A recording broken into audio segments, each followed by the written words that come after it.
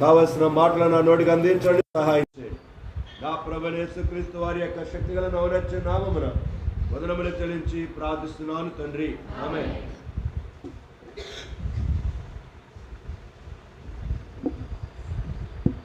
చదువుకుందాం మన భాగాన్ని.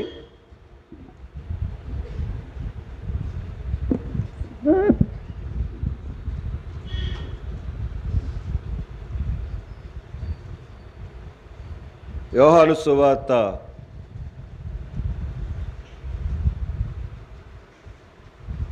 4వ అధ్యాయం. ఆడ ఖాళీ ఎందుకు వదిలిపెట్టారు? ముందుకు రా విజయమ్మ. మా విజయమ్మ కింద స్తంభం చాటును కూర్చుంటుంది, ఏందో నాకు అర్థం కాదు. ఆ ముందర ఖాళీ ఉంది కదా, రండి ముందుకు రండి, ఖాళీలు పూజ చేయండి. మా రజితమ్మ ఏందో అక్కడ కూర్చుంటుంది, ఏందో మరి. ఈ మధ్యలో కూడా ఖాళీ చేయండి, సందులో కూడా ఖాళీ చేయండి. ఇట్రా చిన్నమ్మ, ఇటురా, ఈ స్తంభాల మధ్యలోకి రా, సాపేసాం, ఇటురా, లెగో, పైకి బైబిల్ తీసుకొని లెగో.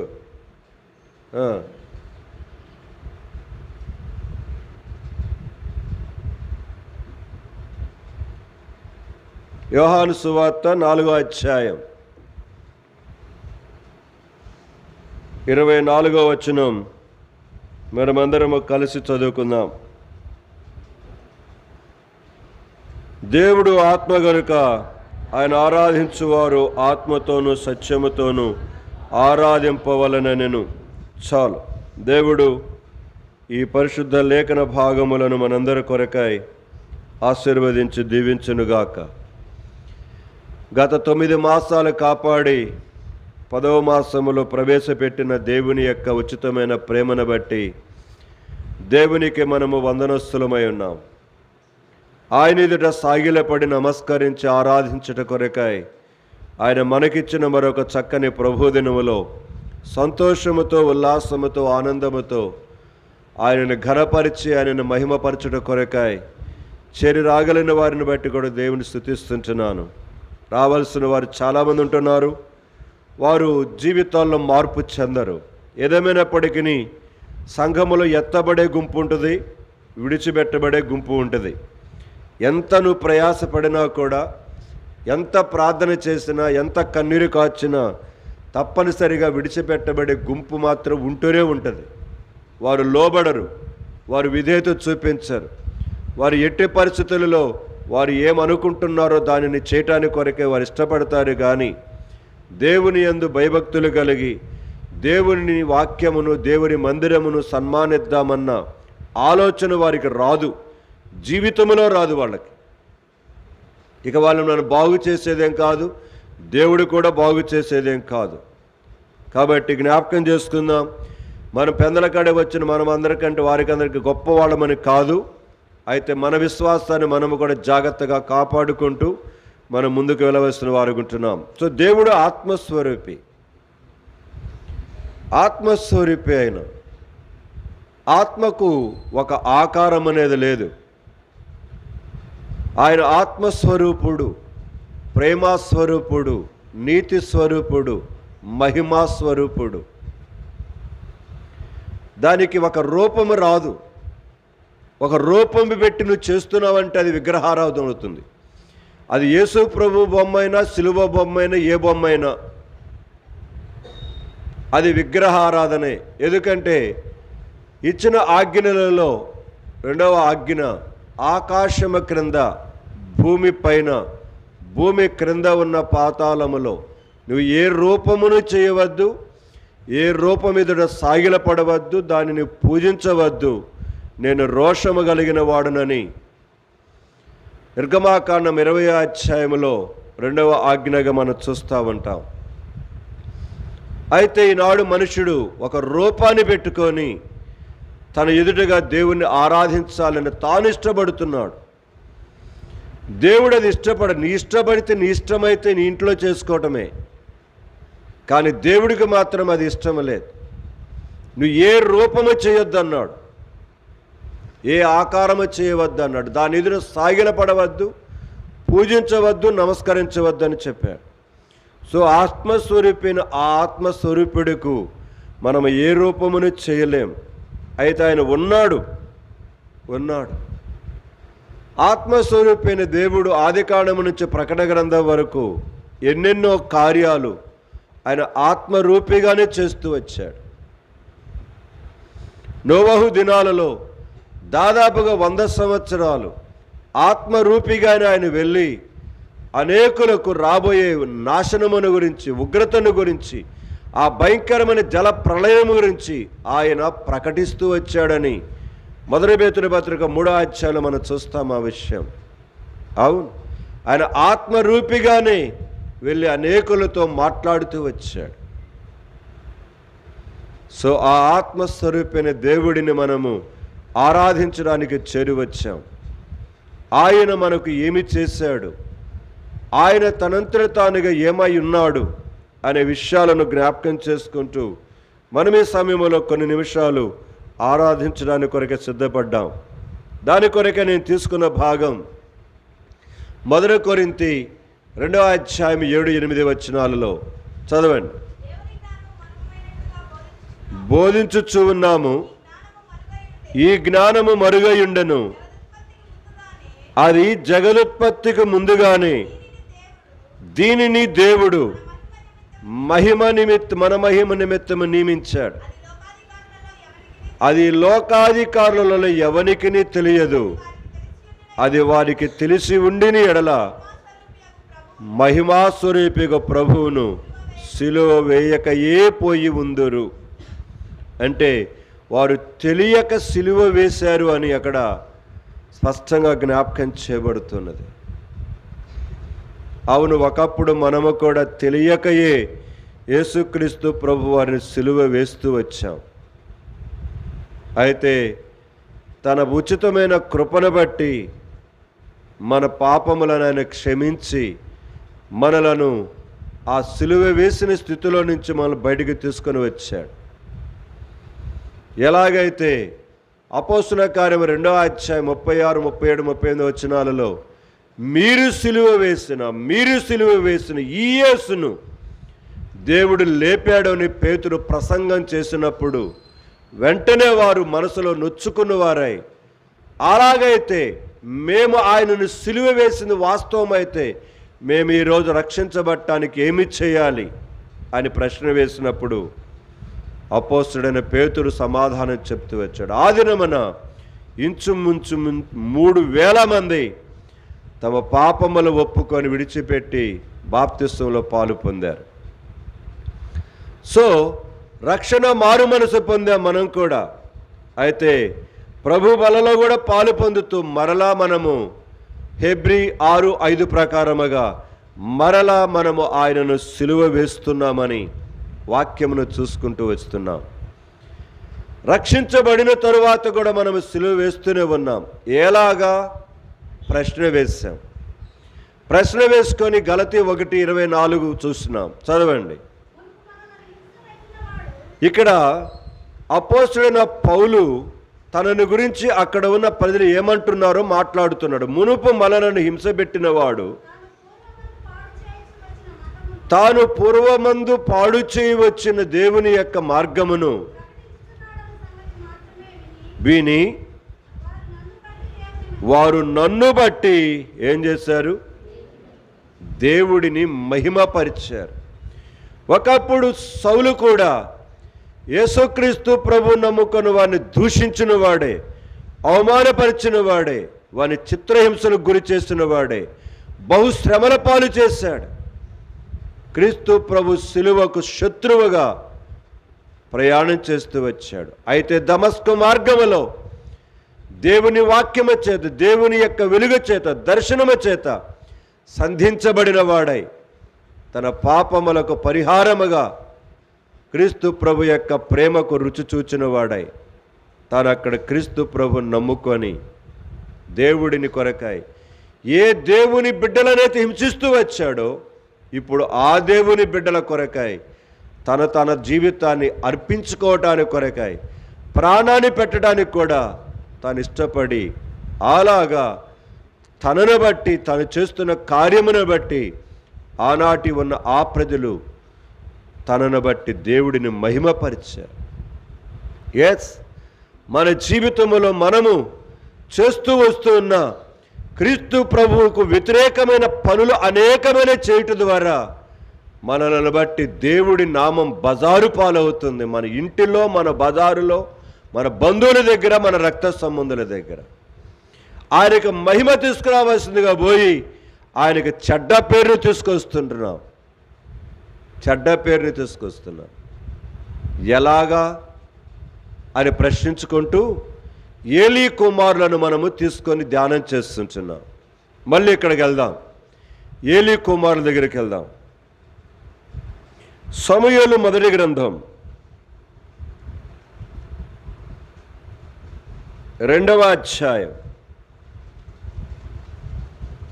సమూయేలు మొదటి గ్రంథము 2వ అధ్యాయం. పోయిన ఆదివారం మనం 29వ వచనంలో ఉన్నాం. మళ్ళీ వెళ్దాం అక్కడికి. అక్కడ ఇంకో విషయం ఉంది. మొదటి సమూయేలు గ్రంథము 2:29. నా నివాస స్థలమునకు నేను నిర్మించిన బలి నైవేద్యములను మీరేలా తృణీకరించుచున్నారు. అంతవరకు చూస్తూ వచ్చినాం. వారు బలి నైవేద్యములను ఏం చేస్తూ వచ్చారట? తృణీకరిస్తూ వచ్చారు. ఎవరు వారు? దేవుడి మందిరములో పూజారులు,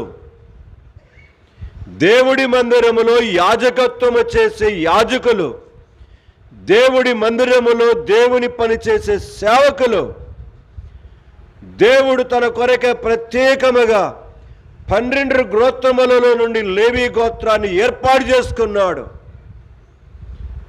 ప్రేమైన సంఘమా, అలాగ కేవలము పూజ చేయడానికి మాత్రమే దేవుని మందిరములో ఆ గోత్రాన్ని ఏర్పాటు చేసుకుని వారికి ఆనాటి ఆ యొక్క ఆధిక్యతనిస్తే వారు దేవుని యొక్క సన్నిధిలో పూజారులుగా ఉంటూ, సేవకులుగా ఉంటూ, యాజకులుగా ఉంటూ వారు దేవుని బలి నైవేద్యములను తృణీకరిస్తూ వచ్చారు,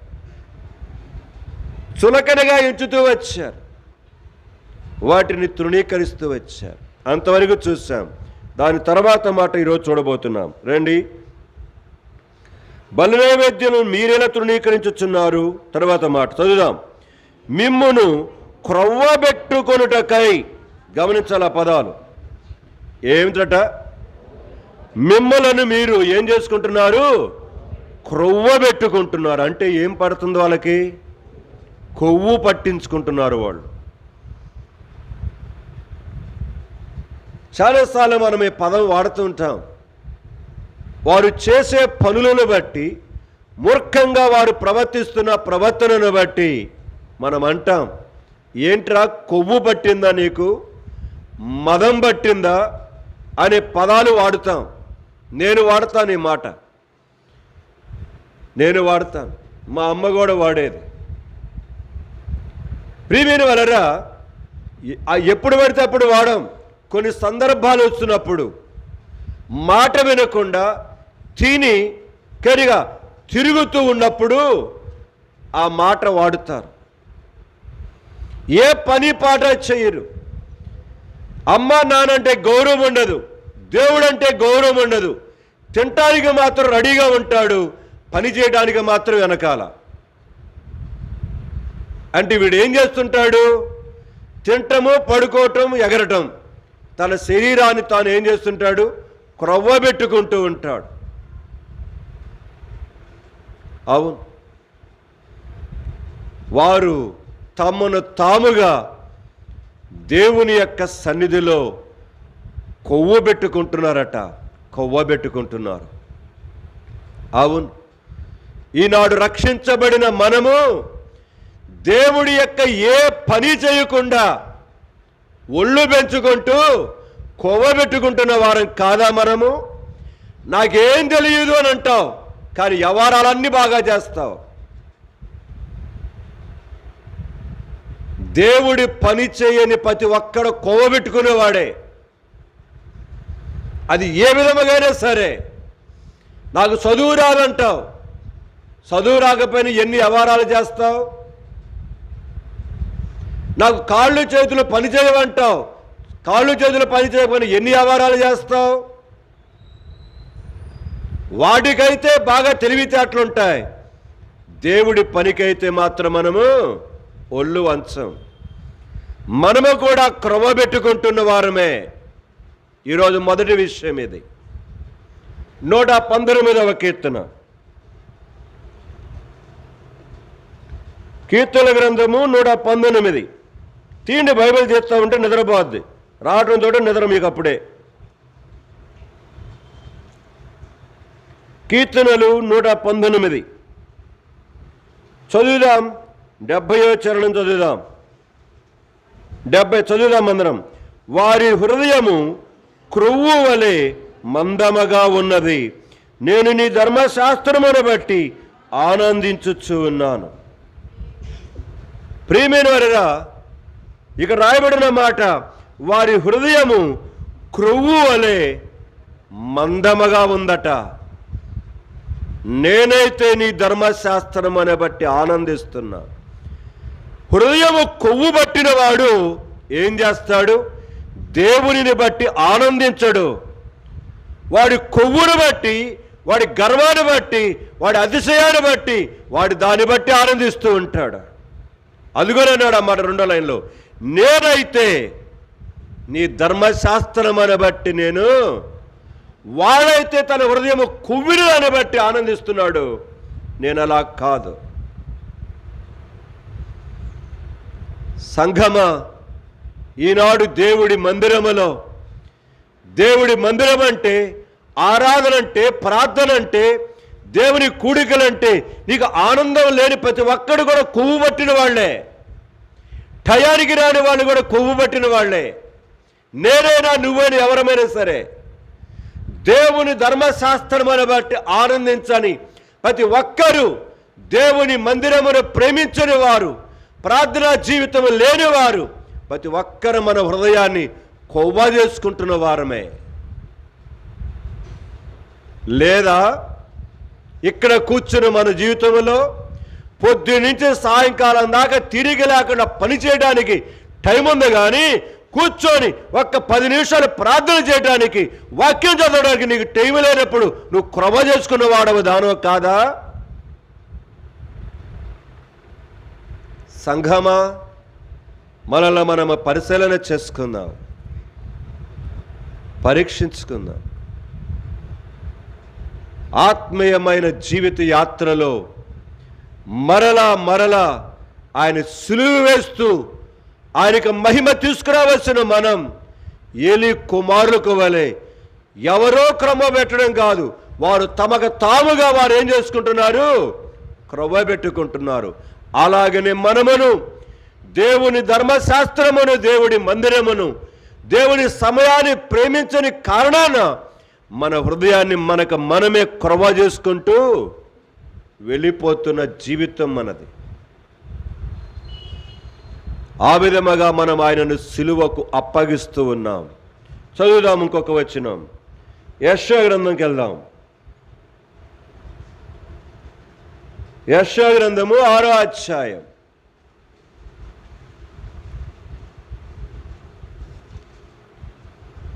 యెషయా గ్రంథము 6వ అధ్యాయం 9వ వచనం నుంచి చదువుదాం అందరం. 9 నుంచి. ఇప్పుడు యెషయాగా చెబుతున్నాడు, ఆయన నీవు పోయి ఈ జనులతో ఇట్లనుము, మీరు నిత్యము వినుచుందురు గాని గ్రహింపకుందురు, నిత్యము చూచుదురు గాని తెలుసుకొనకుందురు.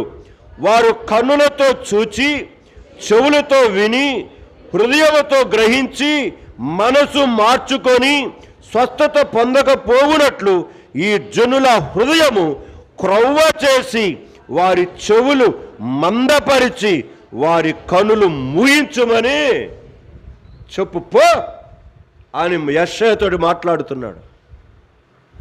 చూడండి ఎన్ని పదాలు వాడాడు అక్కడ. 9వ వచనం నుంచి ఎన్ని మాటలు మాట్లాడాడు చూడండి. వారు మీరు నిత్యము వినుచుంటారట. నిత్యం ఏం చేస్తారు?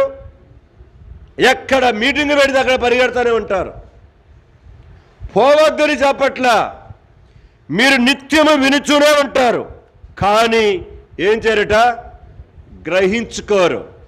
వింటం వడికే దున్నపోతు మీద వర్షం పడినట్టుగానే ఉంటుంది, గోడకి చెప్పినట్టుగానే ఉంటుంది. నిత్యము వింటామే కానీ ఏమి కొంచెం కూడా గ్రహింపులోకి రాము మనం. ఇది మొదటి విషయం. రెండవది, నిత్యము చూచుచుందురు గాని తెలుసుకొనకుందురు. నిత్యము వింటా ఉంటారట, నిత్యము చూస్తూనే ఉంటారట, కానీ ఏం చేయరు? తెలుసుకోవాలని కనీసం ప్రయత్నం కూడా, గ్రహించుకోవాలని కనీసం ప్రయత్నం కూడా చేయరు. అయ్యో ఈరోజు మందిరానికి వెళ్తున్నాను, వాక్యం వింటున్నాను, ఏమైనా కొంచెం తెలుసుకోవాలి కదా, కొంచెం గ్రహించుకోవాలి కదా, ఆలోచన ఉండదు. వస్తాం పోతాం, వస్తాం పోతాం అంతే. ఏమి పని చేయదు, ఏమి పని చేయదు. రెండైపోయినాయి. మూడోది, వారు కన్నులతో చూస్తారు. రెండవది, చెవులతో వింటారు. మూడవది, హృదయముతో గ్రహించి మనసు మార్చుకొని స్వస్థత పొందకపోవునట్లు. చూడండి ఎంత భయంకరమో. అంటే వారు తమ జీవితంలో తమకు తామే స్వస్థత పొందాలన్న ఆలోచన కూడా వారికి రావట్లా. స్వస్థత పొందకపోవునట్లు ఈ జనుల హృదయము క్రొవ్వ చేసి. ప్రియమైన సంఘమా, ఎంత బాధతో దేవుడు మాట్లాడుతున్నాడండి ఆ మాట యెషయాతోటి.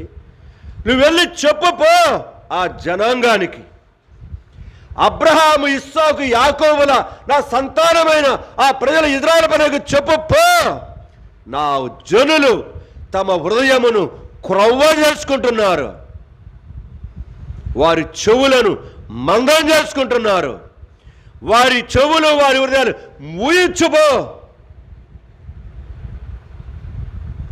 ప్రియమైన సంఘమా, ఏంటిదండి దేవుడు ఇంత దుఃఖముతో మాట్లాడుతున్నాడు?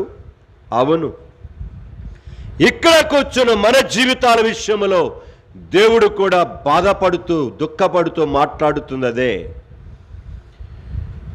మరలా మరలా సులువేస్తుంది. మనం అలాగనే మనల్ని బట్టి దేవుడు తన నామానికి మహిమ తెచ్చుకోవాలని మనల్ని ఉచితముగా ప్రేమిస్తే మన పాపములను కడిగివేసి తన శిలువ రక్తముతో తుడిచివేసి తన బిడ్డలుగా చేసుకుంటే కొవ్వ చేసుకుంటున్నావా? ప్రేమైన సంఘమా, ఏలి కుమారులారా, మీరు నా బలి నైవేద్యములను తృణీకరించడమే కాదు,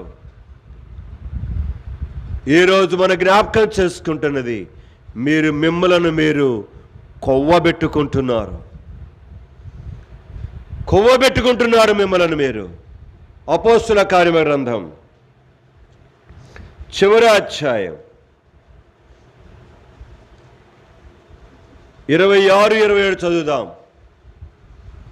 అపోస్తుల కార్యముల గ్రంథము 28వ అధ్యాయం 26-27 చదువుదాం అందరం. మీరు వినుట మట్టుకు విందురు గాని గ్రహింపనే గ్రహింపరు, చూచుట మట్టుకు చూతురు గాని కాననే కానరని ఈ ప్రజల ఎదుగు వెళ్ళి చెప్పుము.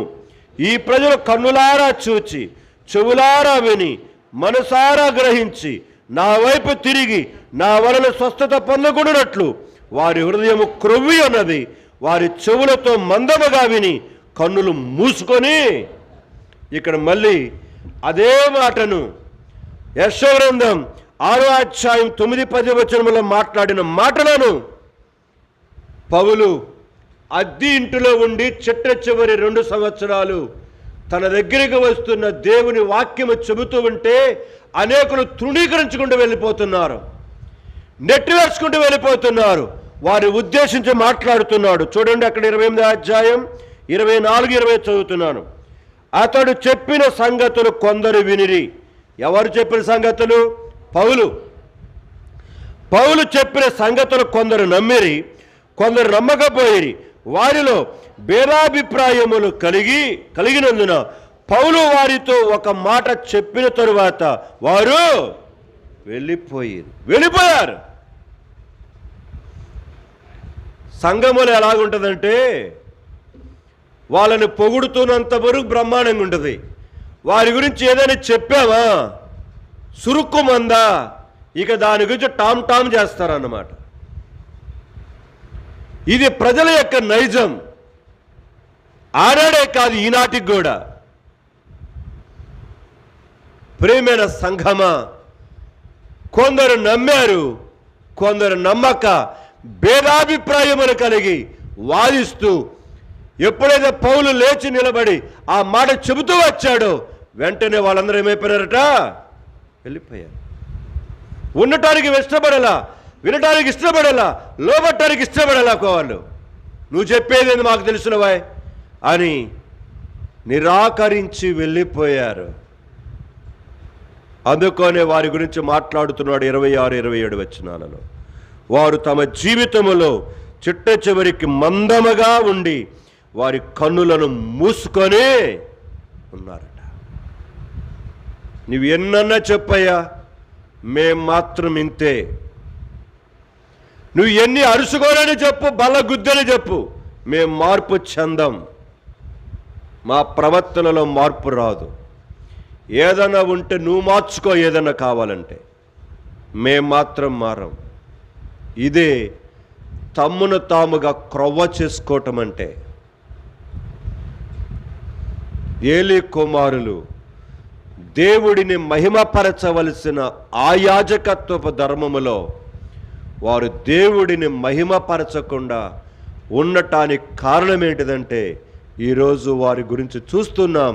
వారు తమ మనసులను, హృదయములను క్రొవ్వ పెట్టుకుంటూ దేవునికి బాధన కలుగ చేస్తూ వచ్చి ఆయనను మరలా సిలువ వేస్తూ వచ్చారు. మనము కూడా ఇక్కడ కూర్చున్న మనం అలాంటి పరిస్థితులలో ఉన్నవారమే. ఇంకొక మాట చెప్పేసి నేను ముగిచ్చేస్తాను. రండి, అక్కడే సమూయేలు మొదటి గ్రంథం 2వ అధ్యాయం. సమూయేలు మొదటి గ్రంథము 2వ అధ్యాయం 29వ వచనం చదువుకుందాం మళ్ళీ. నా నివాస స్థలమునకు నేను నిర్ణయించిన బలి నైవేద్యములను మీరేలా తృణీకరించుచున్నారు? మిమ్మును కొవ్వబెట్టుకొనుటకై నా జనులకు ఇజ్రాయేలు చేయు నైవేద్యములలో శ్రేష్ఠ భాగములను, చాలు. 2వది, ప్రియమైన సంఘమా, దేవుడు యాజకులైన దేవుని యొక్క ఆలయములో పనిచేసే వారికి శ్రేష్టమైన భాగాలు ఇవ్వమని చెప్పాడు. కొన్ని దేవునికి అర్పించి కొన్నిటిని మాత్రం వారికి ఇవ్వమని చెప్పాడు. కానీ వీరు ఎలాగ చేస్తున్నారంటే, వారు తమ హృదయములను క్రొవ్వబెట్టుకొనుచు జనులు తీసుకొని వస్తున్న ప్రతి శ్రేష్టమైన భాగమును నైవేద్యములలో, బలి అర్పణలలో, ధనరూపములో కానీ ఏదైనా సరే తీసుకొని రాని వాటన్నిటిలో ప్రతి శ్రేష్ఠ భాగాన్ని వారు ఏం చేస్తున్నారట? దిగమింగేస్తున్నారు. మీకు అర్థం కావడానికి ఆ పదం వాడా, అక్కడ రాయబడిన పదం అదే. కనుక వారు ఏం చేస్తున్నారట? శ్రేష్ఠ భాగములను పట్టుకొనొచ్చు బలవంతంగా శ్రేష్ఠ భాగములను ఏం చేస్తున్నారట? వాళ్ళు పట్టుకుంటున్నారు. ఎంత భయంకరమైనటువంటి వాటికి తెగబడుతున్నారండి వీళ్ళు. నిజం, ఈనాడు దేవుని శ్రేష్ఠ భాగములను పట్టుకొనుచు, బిగబట్టుకొనుచు దేవుని దగ్గరికి తీసుకురాకుండా నీ జీవితంలో నీవును శ్రేష్ఠ భాగాలను నీ దగ్గర ఉంచుకోవట్లేదా?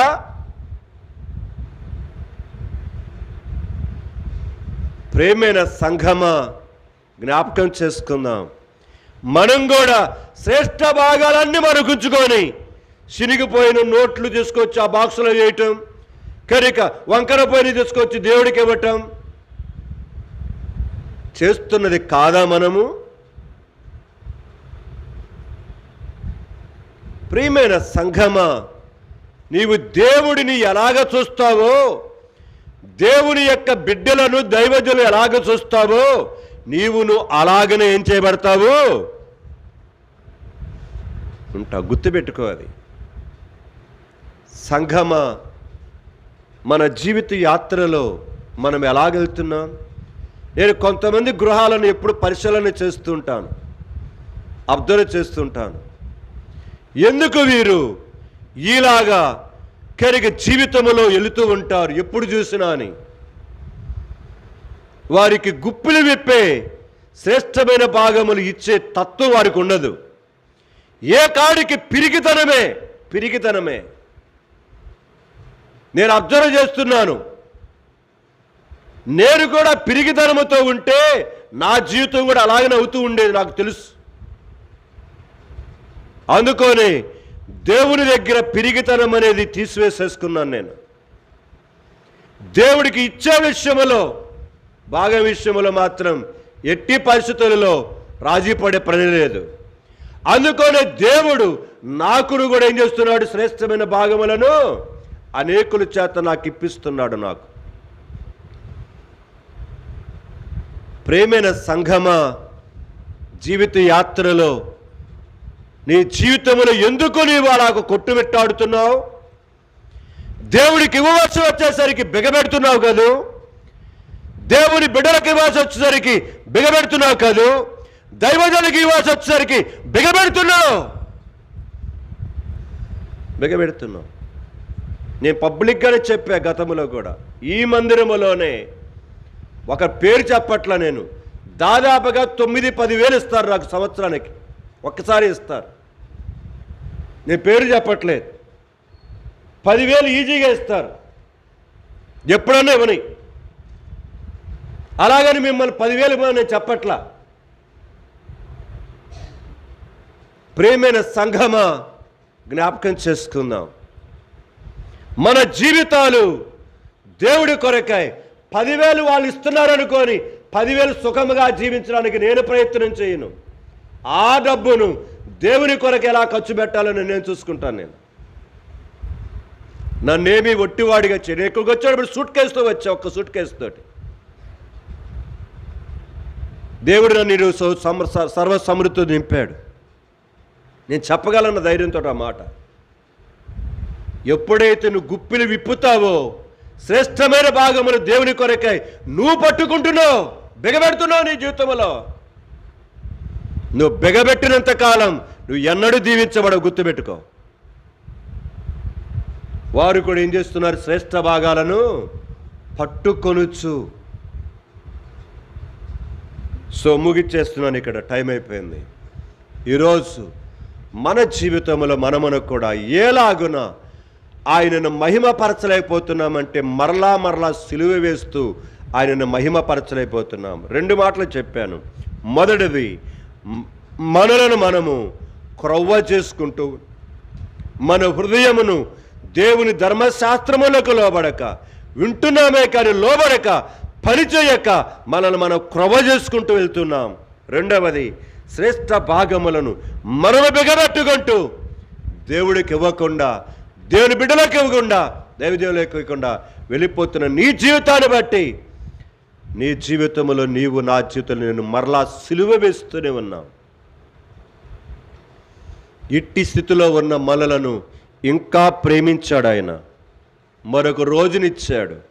పరిశీలన చేసుకొని, పరీక్షించుకొని, యోగ్యముగా ప్రతిష్ఠించుకుంటూ హృదయపూర్తిగా, ప్రభు ఇట్టి నన్ను నువ్వేం చేస్తున్నావు, ప్రేమిస్తున్నావని జ్ఞాపకం చేసుకుని కృతజ్ఞత కలిగి మరలా అలాగ చేయకుండా, కొవ్వ చేసుకోకుండా, బిగబెట్టుకోకుండా శ్రేష్టమైనవి దేవుని కొరకై ఆయనకి సౌమ్యమైన సరళమైన విధానమును దేవుని కొరకై జీవించడం కొరకై తీర్మానం చేసుకుంటూ దేవుని ఆరాధిద్దాం. అట్టి శ్రేష్టమైన ఆరాధనలోనికి దేవుడు నిన్ను నన్ను నడిపించునుగాక. ఆరాధనకి వెళ్ళిపోదాం.